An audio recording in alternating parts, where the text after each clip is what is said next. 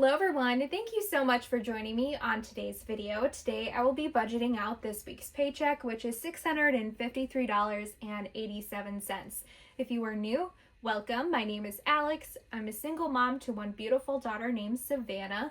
She is 12 years old and I'm 32 years old, and we live in the state of Wisconsin.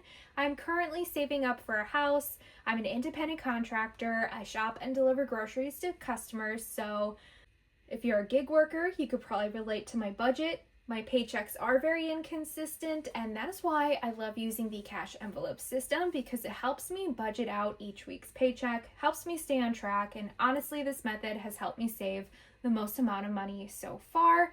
So I hope to inspire others to try the cash envelope system if you have not yet, or just make a budget plan in general.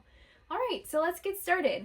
Like I said, I made $653.87 this week, and then I set aside 15% of my paycheck every single week, and I put this into a savings account strictly for a house.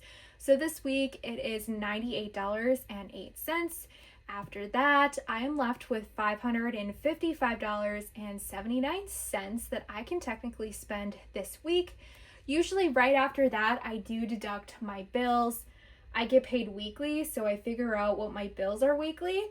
And this month, there's actually 5 Fridays, so my bills are all technically paid, so I don't need to deduct bills this week. It's usually $247 per week. So I have a lot of money to work with this week, which is awesome. I do have a plan for it. Might be slightly boring, but I will get into that later. These are all my categories that I have in my wallet and my budget binders, and then everything off to the left right here is the amount of money that I currently have in each envelope. And this helps me determine where I need my money the most, but typically I do have like a set amount that I like to put into each envelope per week, but regardless, it just helps me out. And then I know some of you might be curious, and I know I have a lot of new subscribers as well. So some of you guys might be curious to how much money I have in my savings account for my house. And I know in the past I gave you guys an update like every single week with how much money I had in that savings account, and then someone made a comment and it did kind of scare me a little bit. She had said to be careful, some people might have bad intentions, like it might not be smart to share that amount of money that I have saved, which I totally agree, but I don't mind giving you guys an update and more of like a rough estimate, maybe not exact numbers or whatever. So I do have $30,000 saved so far in that savings account, and I know what you guys are thinking. That's probably more than enough for a down payment on a house. However, the job that I currently have is not very financially stable, and so I do have to wait until I get a different job. Personally, there's no way I can afford a mortgage. Right now, with my income, there's just like no way. So the savings is there, just, the income that I make is not there. And then also, I know I qualify for assistance as far as a down payment on a house. Like most likely that would be completely covered. So that money that I have in the bank can go towards future mortgage, just have a good chunk of savings, or to pay off, the house like a lot quicker, or probably repairs, because let's be honest, I probably will have to buy a house that's on the older side and might need some repairs. So I technically don't really have a goal set as far as how much money I want in that account. I'm just literally saving as much as I can possible. So I hope that helps answer any questions that you guys might have. And since we're kind of like speaking about stuff like that, I have a couple of new subscribers, and I haven't mentioned this lately. In addition to the income that I am making as an independent contractor, I also receive child support. I know that's like another common question. I do receive around $600 a month.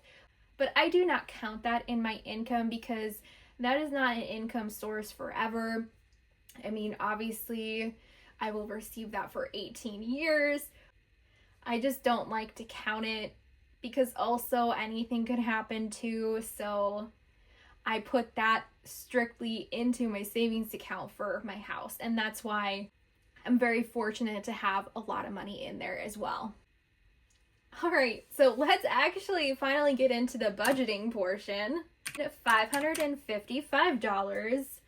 All right, so my plan with this money is, since I have a ton of extra money, I'm going to put a huge chunk of it into household, and that is because some of you guys might know I bought a portable washer and I'm still kind of paying that off right now. So it was $222. Oh my god, what is up with all of these numbers today? Okay, so it was $222. So I am actually, yeah, I think I'm going to put that into household immediately. I know I was slowly saving up, but I am down to $22 in that envelope because I ended up buying some lights that I needed for my apartment, and then I bought my daughter another water bottle because I thought it would be nice to have two just in case if something happens to one. And it's just always nice having two just in case if I forget to wash it or something. It'll just be really nice to have two on hand. All right, so 222, and I have 22 in household. Okay, that's a little bit crazy. All right, so I have $333 left. So I am going to fill up gas first. I like to have $100 in gas, so I will need $43 in gas to make that 100. All right, $290 left over. I'm gonna put $20 into vacation. I like to save $20 a week, so at the end of the year, I can reach $1,000. I currently have $766 in vacation. I have $270 that I have left. I'm going to add $10 into my daughter's wallet for chore money. She receives $10 every single week. And then I'm going to give myself $20 in my personal envelope. I currently have 19. Oh, my bad. So I did write a note for myself that I do owe myself $26 because my daughter got invited to a birthday party and I wanted to hurry up and get her a gift, and I wanted to make sure that we had enough time to get that done. So I did take that out of my wallet. So I actually need to add an additional 26. So instead, I will be adding in $46 into my envelope. So I have $214 to work with. I'm gonna do $20 into family fun, currently at $0. We ended up getting some like game night stuff, and then in addition to that, I ended up buying, getting another TV subscription, which I typically don't do that. I typically like to only have one TV subscription at a time, which is usually Netflix, $8 if you have the ads in them, which is pretty reasonable and affordable. But I did get HBO because The Last of Us, the season is almost done. So whenever I get a subscription, I make sure that if there's a new season out, it's like almost on the last episode that's out there, so then I can watch the whole season within only having that subscription for a month. So that is what I'm doing. I got HBO. And if you're not familiar with the TV show The Last of Us, it is actually based off of a video game that I used to play, so I am super excited to watch season 2. So yeah, I'm gonna subtract $20, so I have $194 left over. I'm gonna put $5 into beauty. I currently have 4. Savannah's clothes has 60. I've been adding in $20 in there every single week. I have $169 left.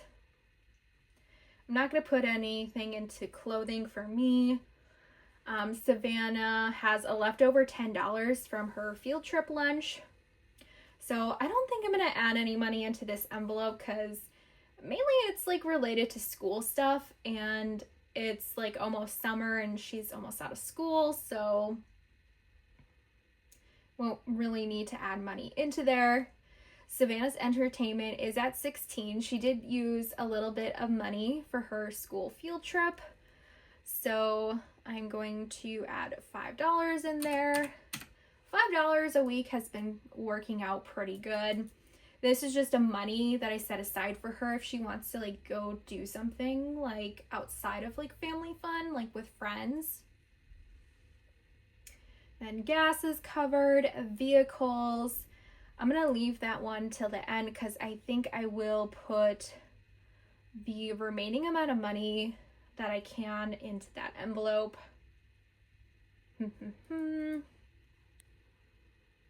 Oh, I do want to add an additional, let's see here, maybe $15 into holidays.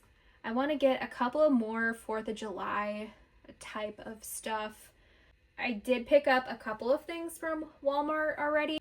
I'm really hoping that Target will still have the foam glow sticks that they had last year for 4th of July.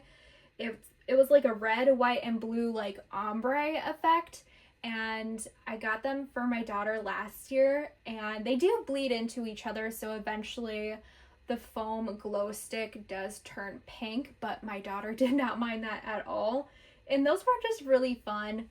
She really enjoyed them last year, so I'm really hoping that Target comes out with those again. I haven't seen them so far, but to be fair, I have not been to Target in a while, so I should probably double check and see if they have them again this year. So I'm at $149 that I have left. I think I can add the last $149 into vehicles. I mean, it would be really nice to put money elsewhere too, but I mean, we really don't need anything at the moment, so I will add in that remaining $149 into vehicles, which soon I should be able to hit my goal of $2,000. But I know both of my vehicles that I have, my work vehicle and my personal vehicle, I need to renew the license plates, and I know that's gonna be a lot of money. So at least that $149 can help out with that. All right, well, that looks pretty good to me. I'm just going to recalculate everything to make sure everything looks good.